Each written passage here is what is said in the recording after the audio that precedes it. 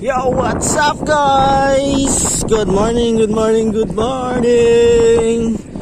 Yo, what's up mga idols ko na malulupit.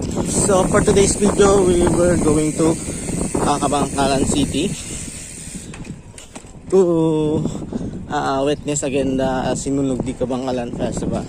So anyway guys, goodbye ko pa kadto sa Sagwa Subdivision ay tricycle.